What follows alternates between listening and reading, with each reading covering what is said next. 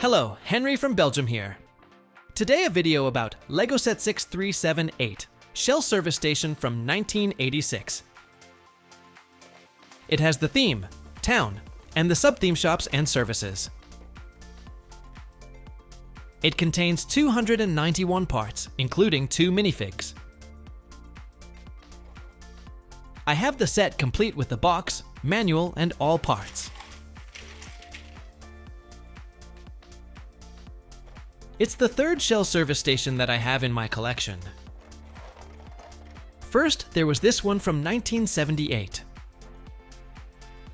Then this one from 1983 that I recently showed in an extensive video.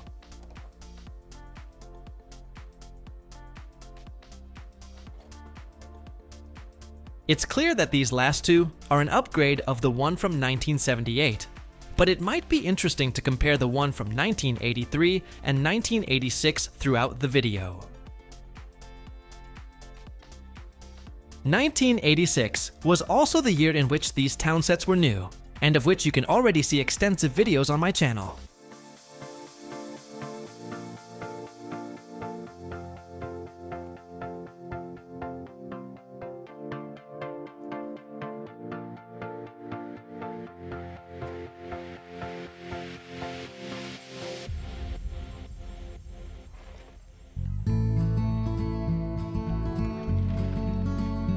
The condition of the box is not fantastic, but all cardboard, plastic foil, and inner box are present. And also the images are still clearly visible. Don't forget that this is a box of almost 40 years old. This one from 1983 had the type of box where you had to slide the cover off the inner box. This one from 1986 has the type where you can open the flap. That was a good marketing trick at the time, because that way you could already see some great parts when you were in the store, and you were encouraged to buy the set. That's the type of box I grew up with, and is very recognizable to me. The lot of yellow, the Legoland logo, and the nice extra images with suggestions of how to build the set in a different way. It takes me right back to that time. Although it was already 1986, it was still generally basic brick building. No corner bricks or plates, no 1x5 or 2x5 bricks, which replaced 5 bricks, and no ready-made pieces.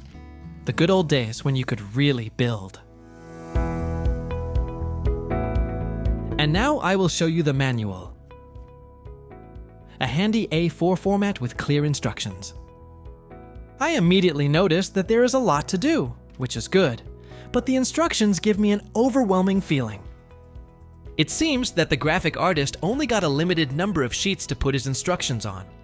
Every page is really crammed with instructions. Maybe it would have been a better idea to provide a few more pages to bring some peace, but that was not possible due to higher production costs, I guess.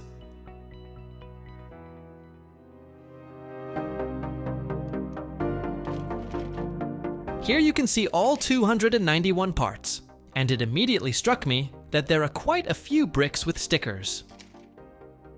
Furthermore, a lot of classic bricks, and that mainly in the well-known shell colors, white, yellow, and red. Also some blue, black, and gray accents.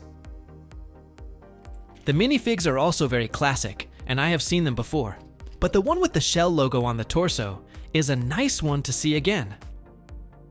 To be clear, it is a print and not a sticker like those in the 1978 set. This shell torso was produced from 1981 to 1988 and only appears in 10 sets. The base plate is a road 32x32 service station with green lines pattern.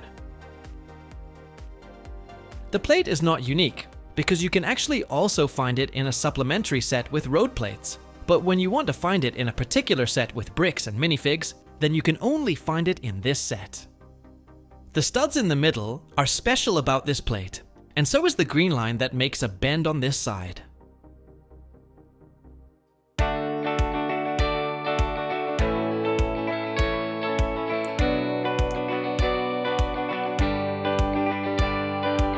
The first thing I am building now is the tow truck. I use the classic bricks and parts such as the well-known base in one piece, the steering wheel, the ready-made doors, a window, and a folding roof. There is no seat, but as an extra you can open the engine hood with a hinge. That is a fun play element if you want to work on the car. Too bad that there are no round bricks inside which represent the engine block. The blue color for the brick with the hook is a good choice. It goes well with the 3 shell colors. The proportions are better than those of its predecessor from 1983. It is just a pity that a small type of wheels was chosen. That way it's not really a truck, but rather a regular passenger car with a crane on it. The shell prints on the doors are great and give it an extra production value. They are some of the few ones that aren't stickers.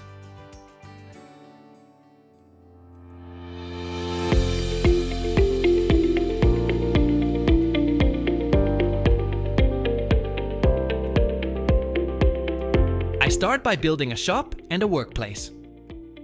The building process is classic, with all the well-known bricks and plates such as 1x1, 1x2, 1x3, etc.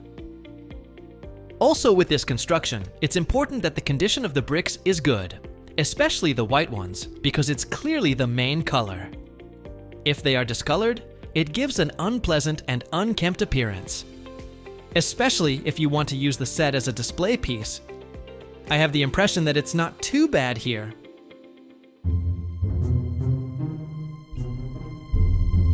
It was not until a year later, in 1987, that the corner plates were produced, which would have been an advantage here in terms of strength.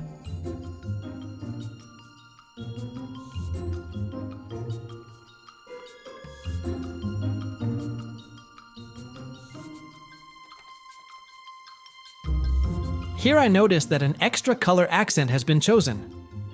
The framework of the windows is gray, while the door has black edges. For me, it didn't have to be that way. I would have liked it all in black. These stickers are a really nice detail. I can immediately imagine an item with these round bricks, but with these levers it seems a bit more difficult to me. The only thing I would think of is a gear lever, but that is not something you would buy in a Shell station. I also see a brick with a print for the cash register system and this fire extinguisher. There are 2 tools hanging in the workplace, and then there is, of course, this part, which is also very recognizable of that time period. It was a new element from 1984 onwards, and used in many sets with workshops, racing, etc. I like it, but this way, it immediately replaces a whole play element that could be found in the 1983 set. There you had a complete elevator, consisting of a lot of light old grey bricks. The sides of the shop and workplace are nicely finished. Normally there should be 2 stickers hanging on it, but I just noticed that they are missing, and I will order them on Bricklink.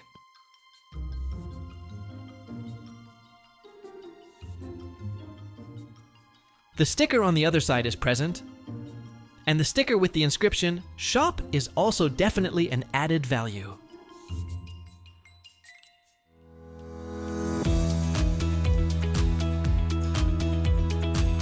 Next, I am going to build the fuel pumps. This kind of pump has also a classic construction, which I have built several times before, but somehow it's always put together in a different way in each set, which makes it interesting to build it differently again. Here, I also see some bricks with a print, which makes this model unique in this set. I find this print in particular very special. It is a slope brick that was only produced for 2 years, and only appears in one other set. Here's some extra stickers. There should normally also be stickers on this side. These may have been lost because the bricks were taken apart. That is the disadvantage when stickers are stuck over different bricks. It's a good idea to combine the rope which represents the fuel hose in this new way with this modified plate. But personally, I find the finishing somewhat sloppy because the knots are visible. For me, 1x1 bricks could have been mounted on the plates to hide the knots. Very positive about this set, is that a middle section has been designed, and that way the base plate is more optimized and will be well filled. The fact that you create 2 separate lanes is a great added value too.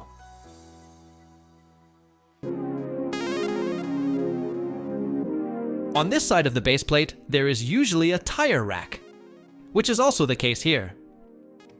But it's done in a different way than in the previous sets, which also makes it interesting. This is also nice, a personalized container with a Shell logo. Unfortunately, they are stickers and not prints as you used to find on a mailbox in that period. It is not really clear to me what it is supposed to represent. It could be a mailbox or a box to store tools, but I suspect it's a trash can. It's a pity that there are no extra round bricks or tiles included to represent the contents of this container. Finally, I'm building a really fun game element. Something I haven't seen before in a service station. This could actually represent 2 different things. On the one hand, an air machine to inflate your tires, or it could also be a vacuum cleaner to clean your car inside. It would have been nice if this was more personalized with a printed tile to turn it on or off, or a readout of various parameters. And now, I will build the roof in the well-known shell colors with some accents on it. They are all stickers, and I always find it a pity that they have to be glued over different bricks. These 2 large ones have to be glued 2 times over 4 tiles. This time, the roof is only half a base plate wide, while in the previous set, it was built over the entire width of the base plate.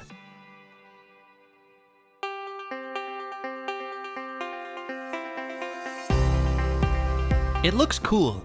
I immediately noticed that there is a lot of shell branding and many other stickers and prints with images or icons. It does give me a modern look, at least for the year 1986. Comparing it with its predecessor is difficult, because there are pros and cons to both sets. It's certainly not a step back for me. The set is just constructed differently. The good layout of the base plate with the petrol pumps in the middle is a really big plus. The fact that there is a slightly larger shop with different articles and a covered workspace is also great. The decoration of the workspace could have been a lot better with an extra lift system or workbench. And in the 1983 set, there was an extra car, motorcycle, and minifig. But I still prefer this newer set from 1986. In my opinion, it offers more possibilities, and the designers have thought it out well, providing a diversity of parts. There are hinges, tiles, and bricks of different shapes and sizes. If you look at the images with alternative constructions, you will see that you can build a kind of lift system and a lot of other things when you get creative with the available parts. They also added some cool new elements such as the container and extra machine with hose, which is my favorite part in this set. The hose was actually still a novelty in that period because it was produced from 1985 onwards. I also think the color palette is successful. The black and mainly the blue accents fit the 3 known shell colors very well. And now that I see it as a whole, the few gray parts don't bother me that much. I suspect that they were added because that way all colors that were available at the time would be represented in the set. I enjoyed the building experience. It was a bit challenging, but mostly varied and fun. It's a nice set and another piece of history I can add to my collection. Feel free to comment below this video, and don't forget to subscribe. It's free. Thanks for watching, and see you in the next video.